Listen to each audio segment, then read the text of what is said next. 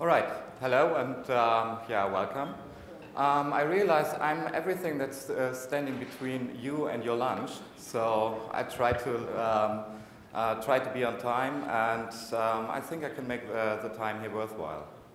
Well, the whole point of this talk is to give an overview of what actually is currently going on in the world of malware, what attacks we are currently seeing, and then also to discuss a little bit what countermeasures currently are effective and what direction the development of those countermeasures are taking.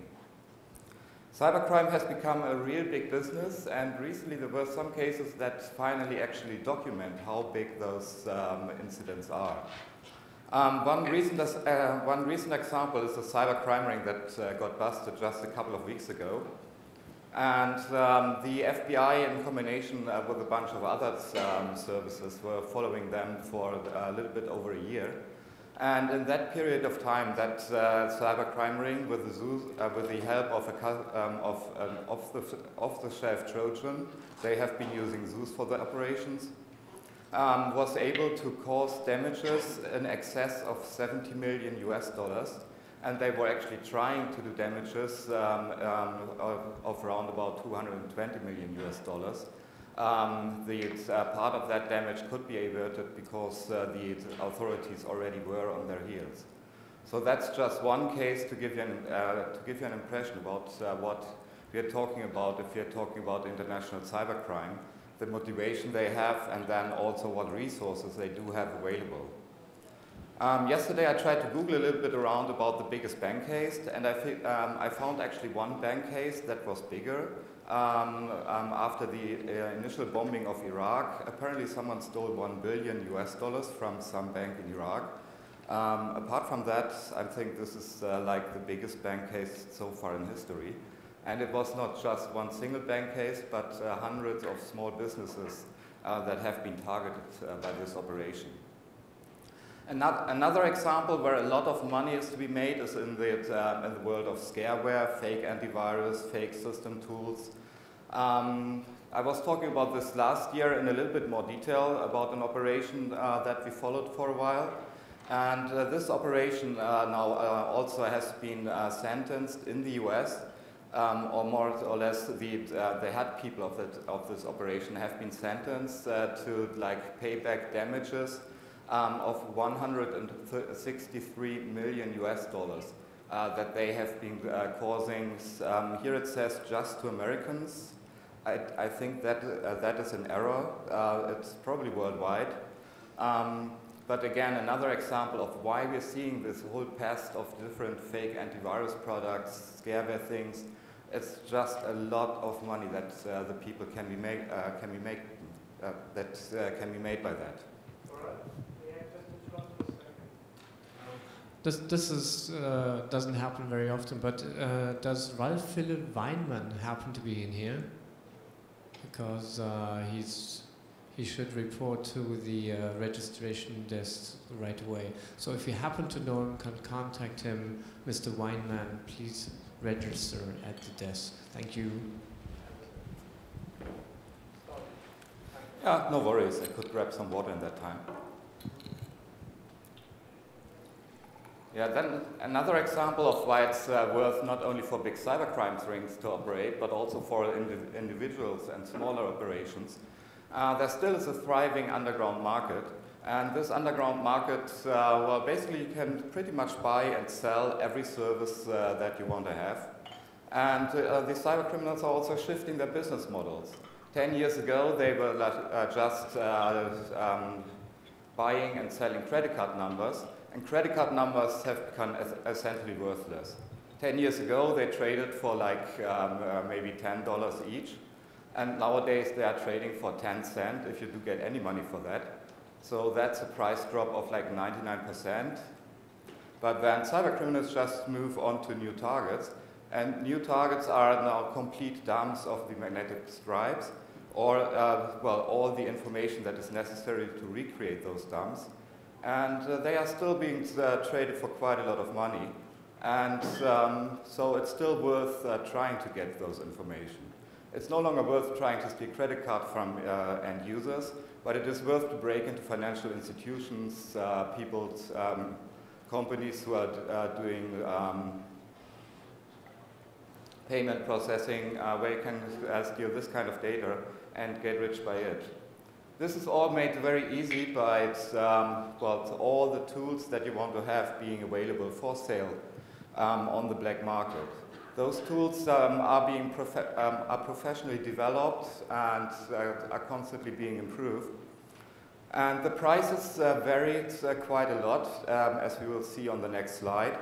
But, well, if you want to start a cybercrime empire, all you need to do is first learn Russian or learn how to use Google translation tools to get through the underground forums. Buy or take a pirated illegal copy of one of those toolkits, and then you can pretty much start your own empire with that. This is an example of one of the most prolific toolkits, Zeus. Zeus has been around since 2006, and this is just an overview of the different versions of Zeus that we are aware of. It's not necessarily absolutely complete, so if you have got a version that we don't have, we would like to see that.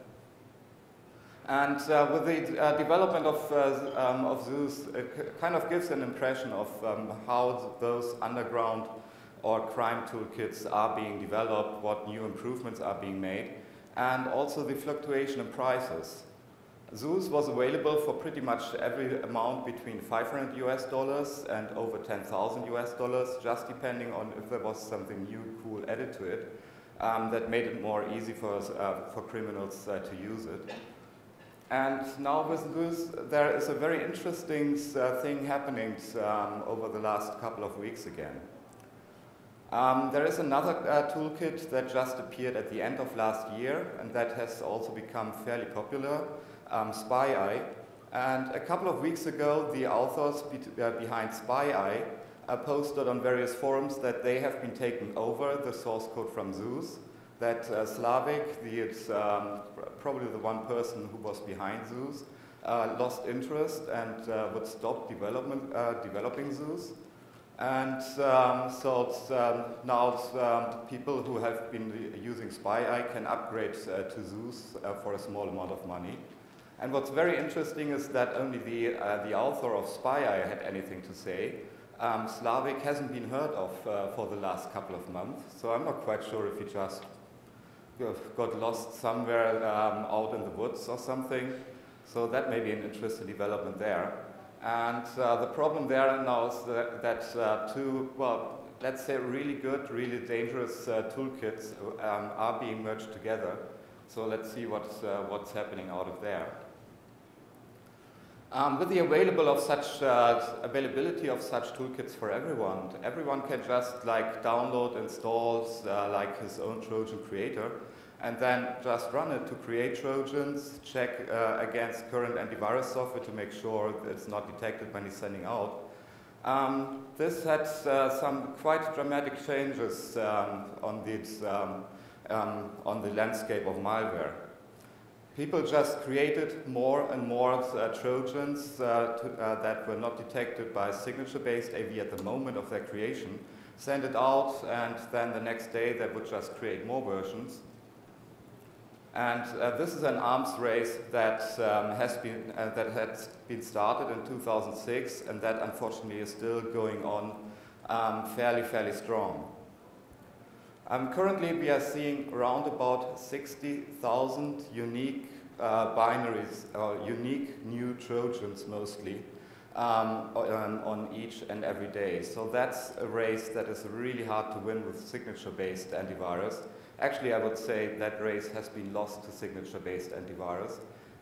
New technologies needed to be developed to try to cope with that. For one thing, in the back end of antivirus producers or anti-malware producers, we are relying very heavily on automation nowadays, automatic analysis, as you can imagine. I mean, 60,000 Trojans a day. How many thousand researchers would you need to even try to add detection for that manually?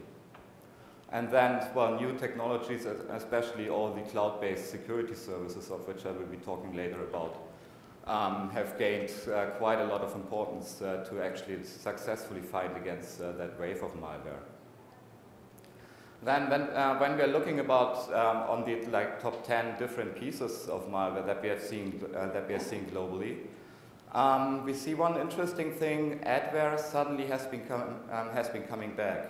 We pretty much thought the problem of adware that had that's something of the past. We didn't really see much adware lately, and now it seems some people have figured out that they can. Instead of distributing fake antivirus software or something like that, they can just distribute old-style adware with the same methods as kind of drive-by downloads, where vulnerabilities in browsers, etc., are exploited to install adware on hundreds of thousands of machines and getting paid the money for the installations. Apart from that, #1 detection worldwide is still an auto-run worm. Auto-run worms are a little bit, we see less than we have seen some months ago, but they are still really, really strong. It still seems that many people aren't really thinking about USB sticks, cameras, anything that basically is a USB storage that can be made to automatically run. And that's kind of weird. I mean, people have been talking about that now for years, that they are dangerous, and it's fairly easy to completely turn off auto-run nowadays. But even within companies, apparently this is not done a lot.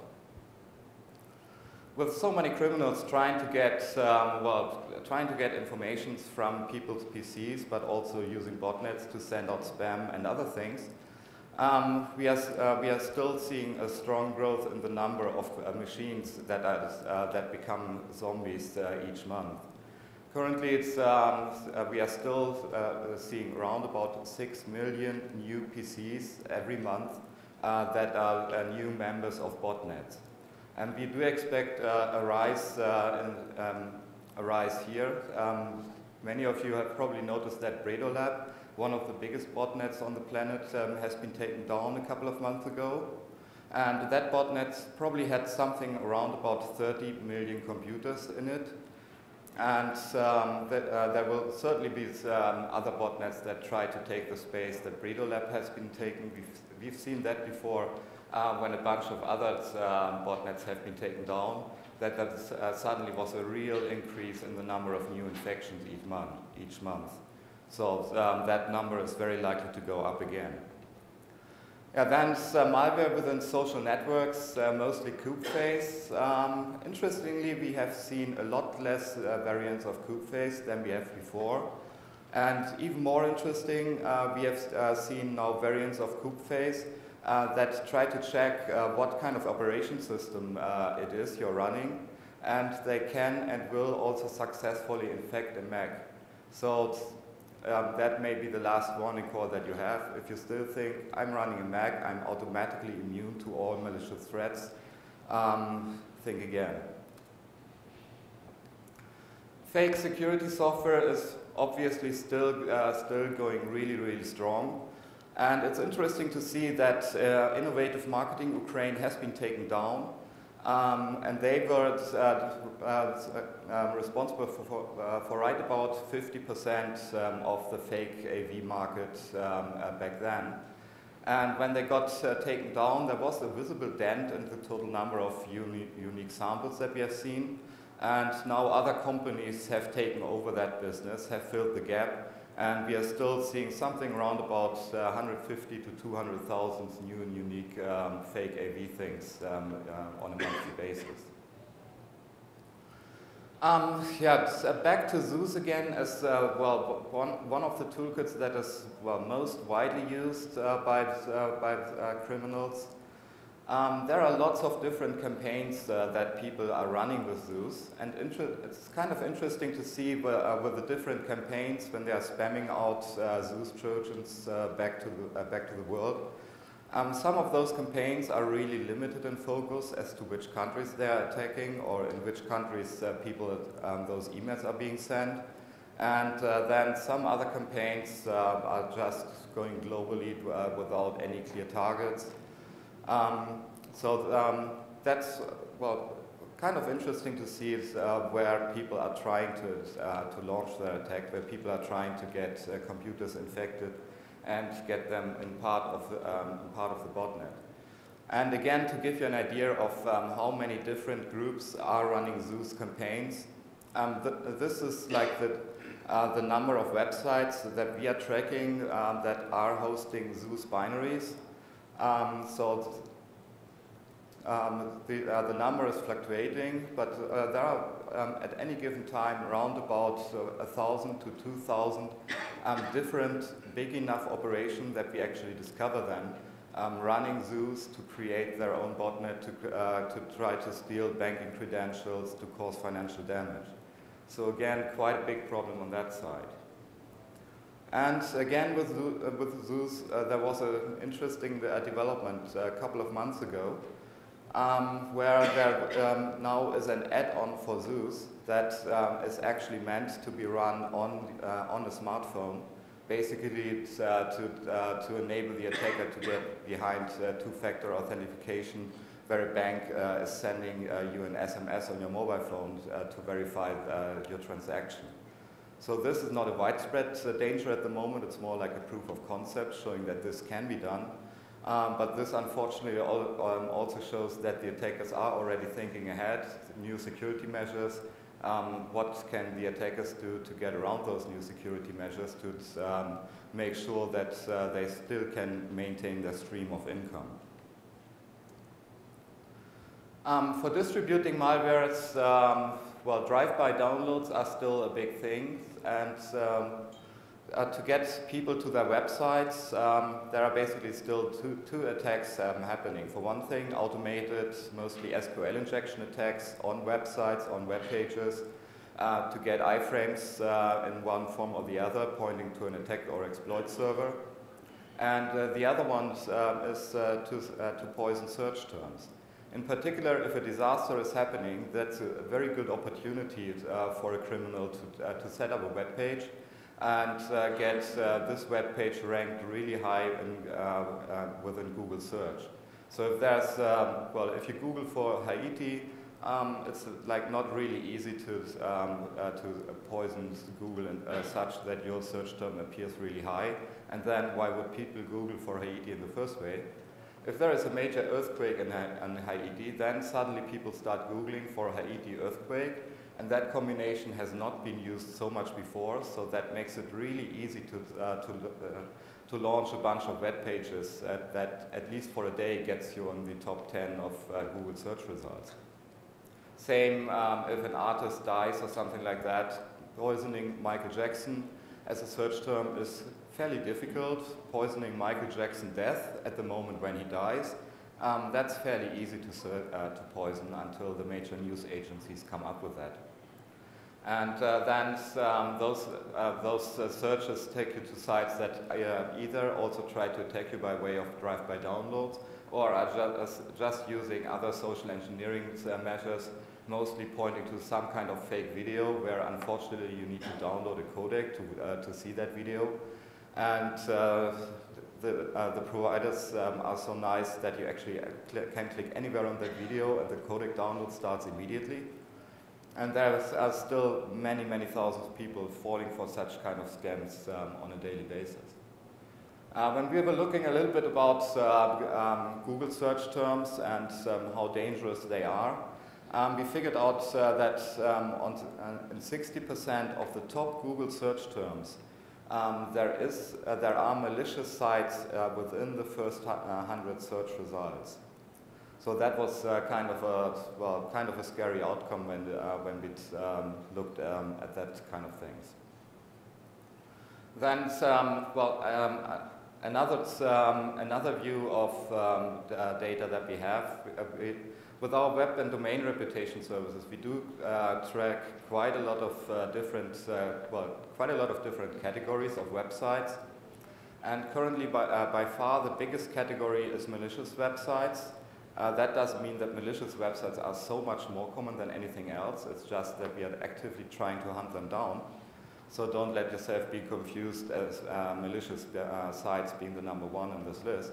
However, what's a little bit worrying is the total number of sites that we currently are aware of that are hosting malware, that are hosting exploits, that are trying to damage, trying to do some kind of damage to people who visit those sites. And that's also posing a little bit of a problem of trying to get those sites down. If you go to any known registrar and say, hey, I've got this list of 1 million websites that violate your terms of services, would you please start to take them down? I think that's a pretty good denial of service attack against any of those.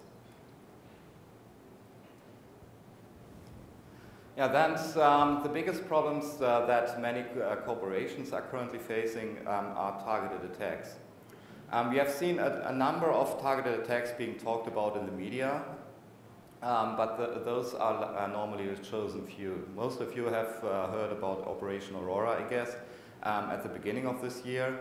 There are a number of other attacks that also are getting some media attention, but mostly all those targeted attacks are flying completely below the radar.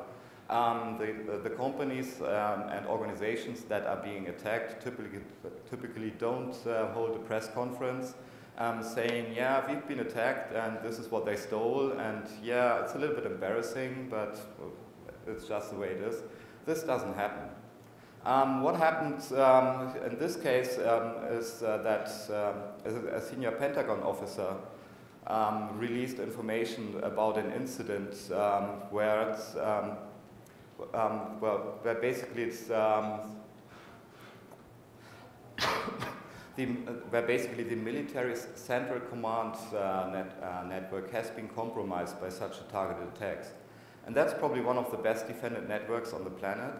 And if that network can fall victim to such targeted attacks, then you can just imagine that for targeted attacks, they do happen on a daily basis, and it's really, really difficult to completely attack against them. Then also with targeted attacks, there is a difference that should be made. Many people nowadays are all the time talking about advanced persistent threats just because someone sent you a document that is more or less social engineered for your needs. There is a difference between a targeted attack that just an attacker is doing against maybe you personally or against a corporation. And then if he sees, well, this attack was not successful, he just moves on to the next target. And then the so-called APTs, where there typically is an organization behind that tries with a lot of resources and over a long period of time, again and again, to get some foothold into your network. And those are the most dangerous attacks as far as it comes to stopping.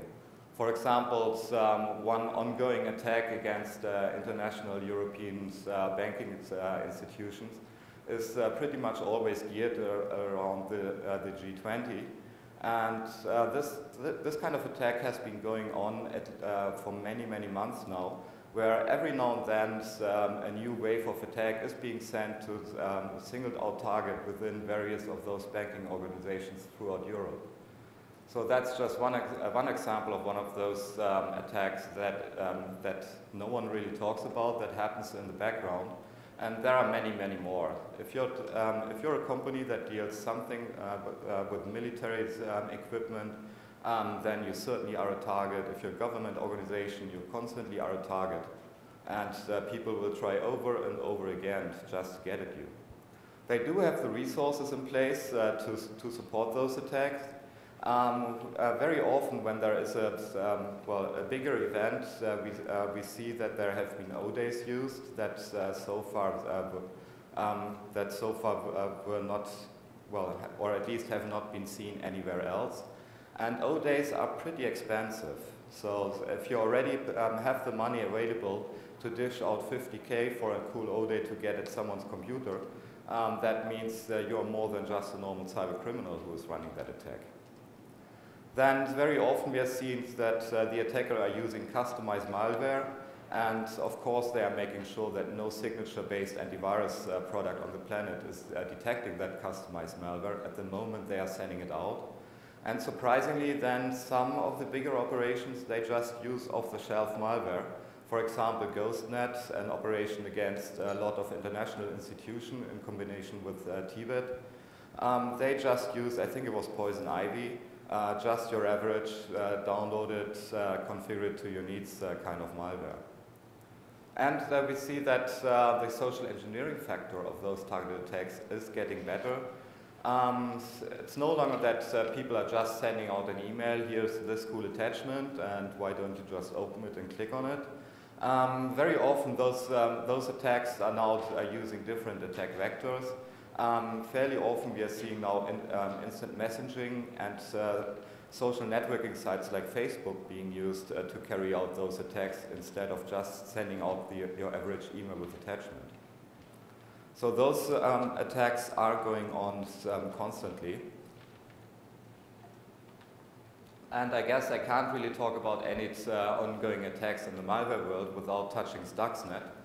I'm not going to bore you to death with Stuxnet, just, well, a fairly short summary maybe for those 2 people in the room who haven't heard of it. Stuxnet basically was, well, like the first kind of malware weapon that we've seen. It appears to have been specifically written to detect a certain piece of hardware that is being monitored by a computer. That certain piece of hardware is well, pretty certain, or at least the researchers from Symantec are pretty certain, that it is a uranium enrichment centrifuge. And if it would find that piece of hardware, it would just change the operating parameters of it, changing it in a way that probably either will wreck the hardware or maybe wreck the process. And Stuxnet apparently was meant to specifically target well, one side, and it was written with a lot of care to not do collateral damage in the way it really made sure that it is this specific piece of hardware it can attack. Otherwise, it would just spread. And in spreading, it used a number of different O-days. One of the O-days was an LMK vulnerability that hits all versions of Windows back to Windows 95. And that vulnerability alone was probably already worth hundreds of thousands on the black market if you happen to sell it. And it uses at least 3 other O-days, and it looks like there may be even more things that have been used to spreading. So there may be even more news about Stuxnet in the future. Well, I said the authors were careful to not do collateral damage. I guess the authors failed completely. When they choose to create Stuxnet as a worm, sooner or later worms tend to get out of control and infect other things. And in fact, Stuxnet was detected maybe 1 year after the initial attack, simply because it went out of control and was seen at some other sites. And now Stuxnet has been seen on a global basis. The data that actually is behind this data is not from companies being infected. This is data from our consumer product that offers the ability to report back to us if the user opts in. Unfortunately, we don't get any reports from corporate sites how many of those are seeing Stuxnet or are being infected by Stuxnet. And there were reports in the news that in particular China was struggling with quite a lot of Stuxnet infections, but that again is really difficult to verify. So even an attack that was so targeted as Stuxnet, simply because they choose like a worm as their attack vector, is running out of control and is spreading around the world. And it's kind of difficult to actually remove a Stuxnet installation.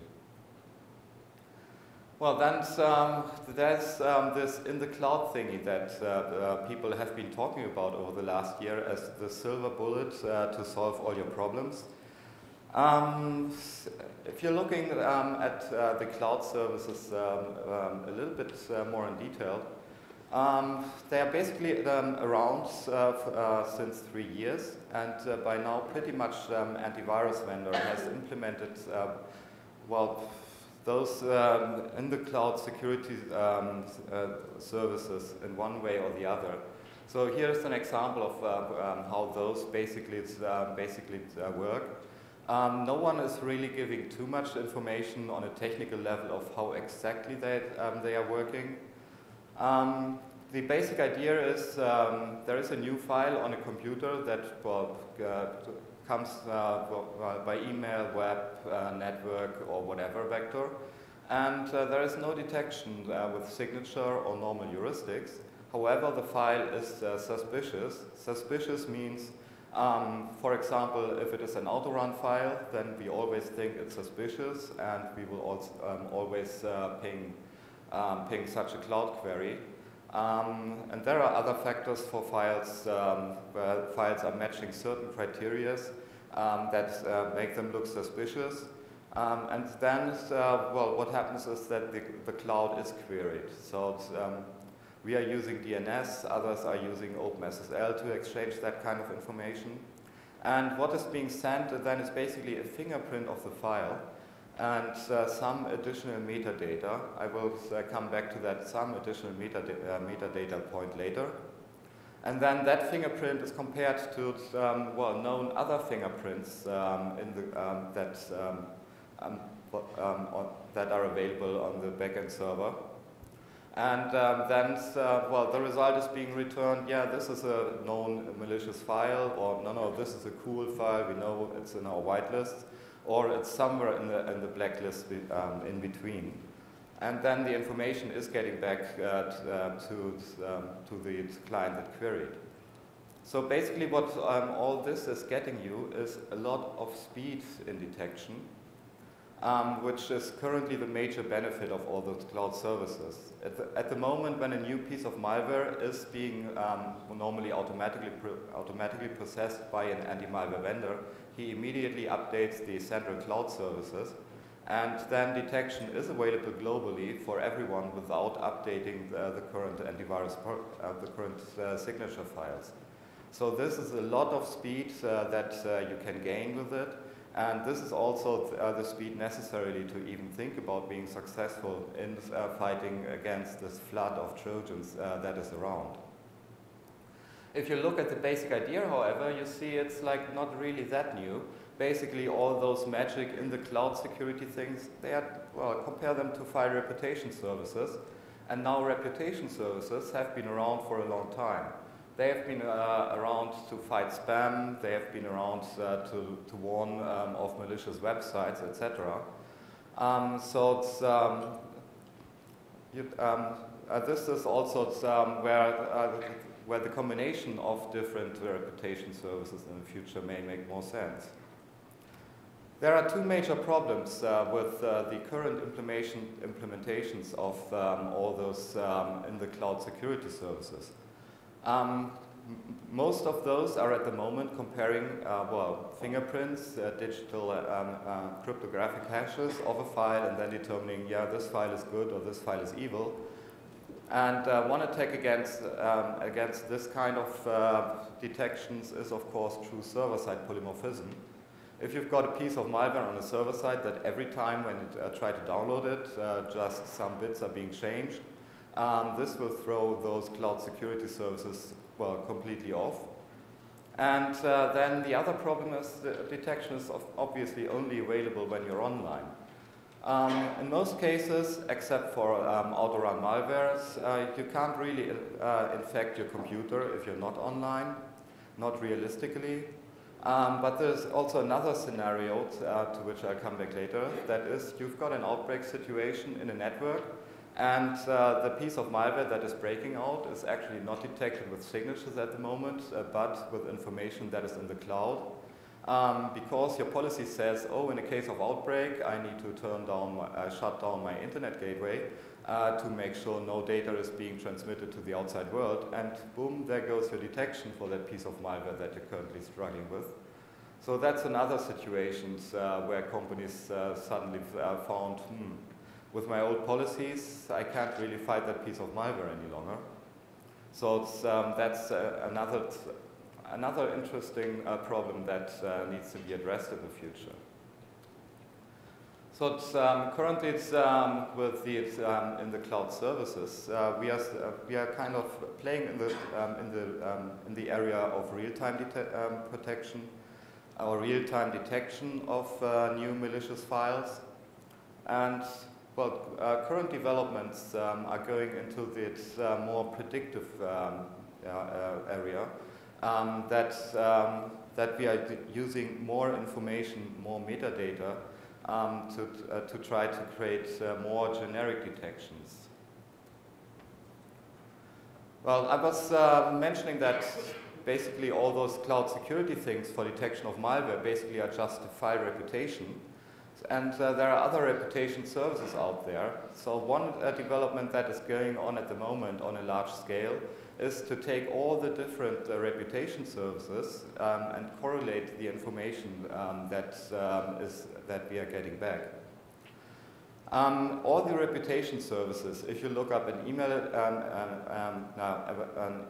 server to figure out if it is in a black hole server, if it is in a black hole list, you as the one who asked the query, you are getting the information, yeah, it's in the black hole list or it's not in the black hole list.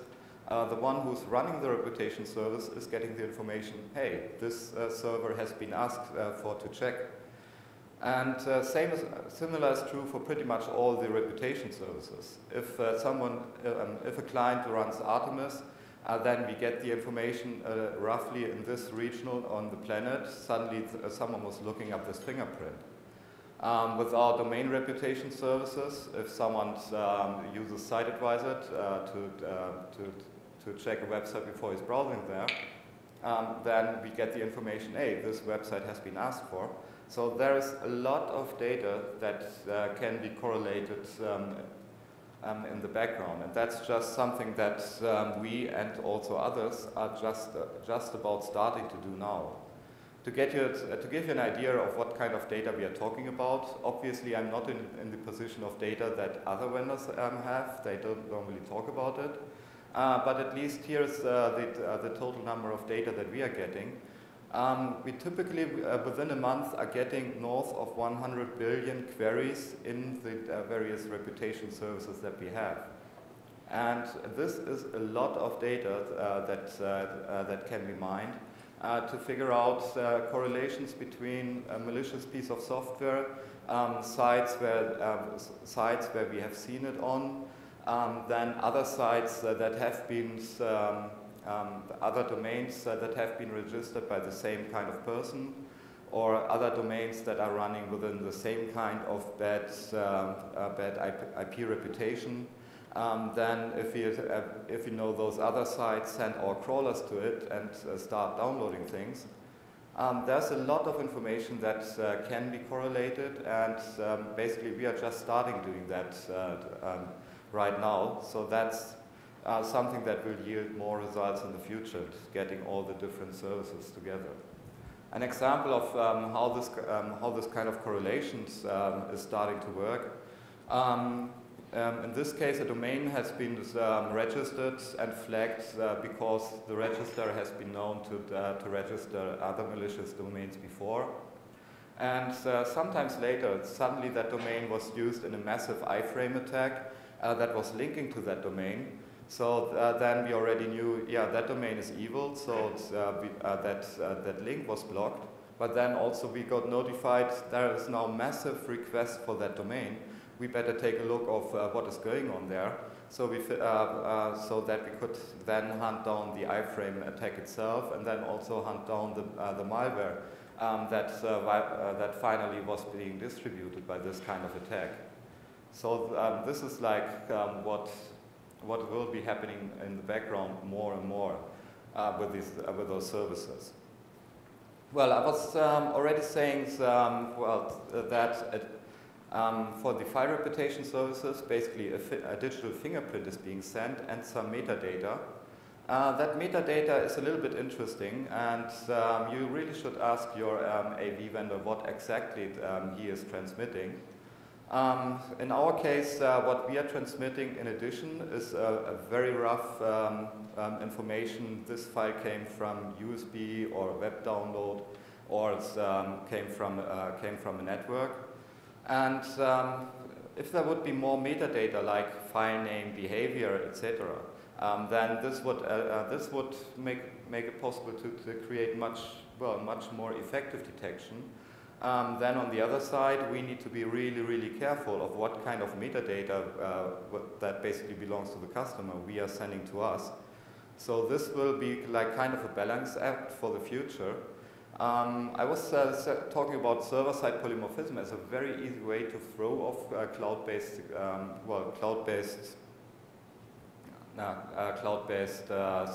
detection.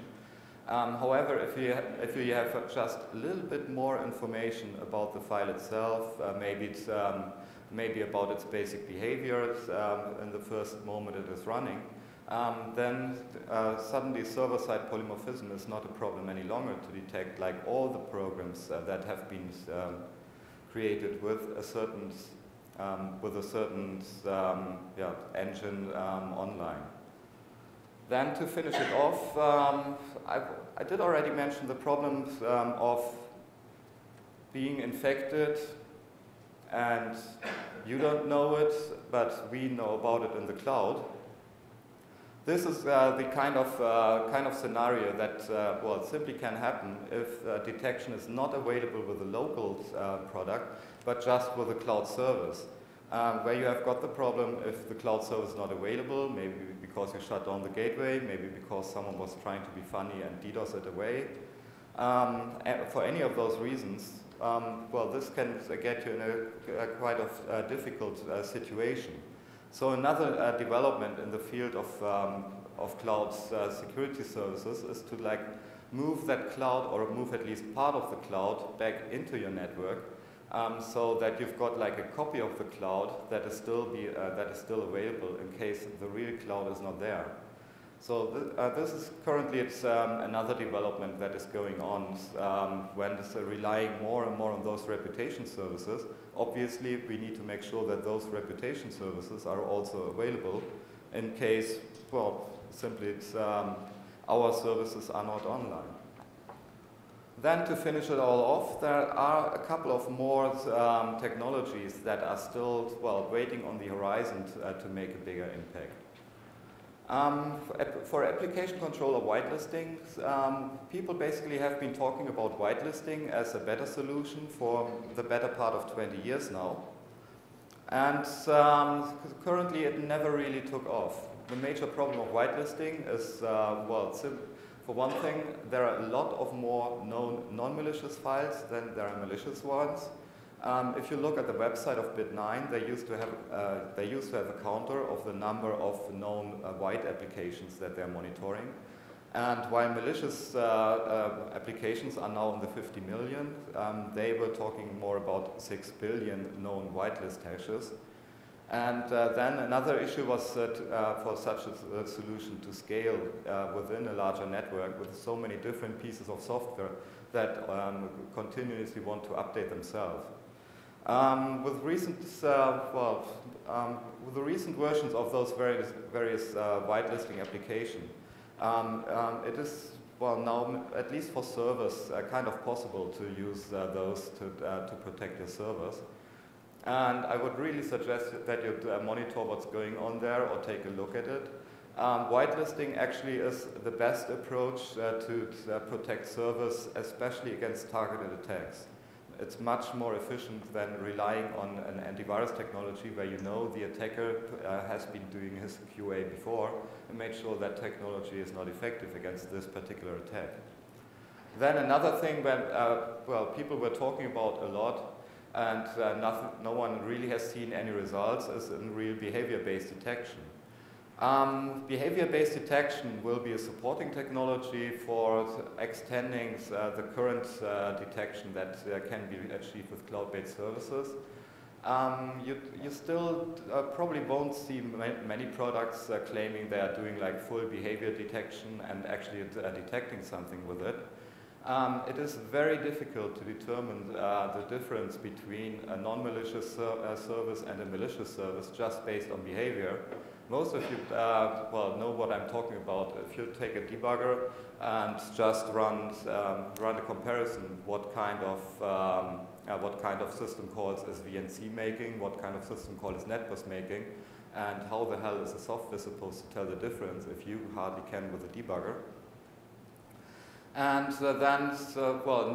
other technologies that also have been used with the net visualizations or has been discussed with the net visualization in the talk before. On the network, you can detect a lot of Trojan activities, a lot of malicious traffic, really, really easy. You just have to look, and you just have to need the right tools to visualize it. And that's, well, technology that is still being worked on, still is like in fairly early stages. And then you've got a treasure cove inside your network that you probably kind of know about it, but don't really care about it. When we're doing forensics in a case where there has been like a Trojans inside a network, normally the best source of information is to look at the DNS server. And of course you can also look at your DNS server before it is actually a case for forensics. A lot of worms, a lot of Trojans will appear in your DNS server as something that it looks irregular. You just need to find ways how to siphon through all the data. All right, then I think it's just about time for lunch.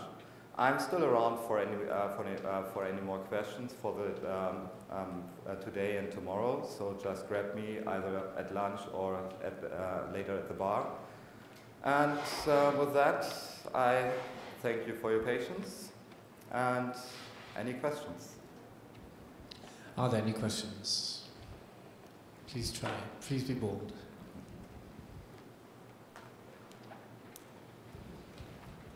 Just signify. Questions? I think they're all hungry. Or does anybody know some guys from the other side about bring them here to speak, maybe in ninja form? We keep hearing about there's so many means that the other side has to actually create botnets or whatever. How do we know this? Do you have any connections? Well, most of it is just intelligence that we are getting when analyzing a piece of malware. Then obviously we know where it tries to connect to, and then we just check what is there on the other side. And a lot of the data that has been presented is also like a correlation of all the different reputation services that we've got. And then also our researchers are curious humans. So most of the information about certain botnets, about certain Trojan kits, etc., that typically comes from researchers that very often in a spare time is taking a deeper look at a certain piece of malware that you've got, trying to figure out where does it come from, who's behind that, trying to browse through forums. It is surprising how easy it is to get in a lot of underground forums, or just use Google Cache to get those sites displayed, and then use Google Language Tool to get a translation of the Google Cache site. It's kind of cumbersome, but it works. And then you get also a lot of information about what the criminals are currently up to. It's like kind of not our day job, but that's something that we pretty much do for fun in our free time. Any more questions?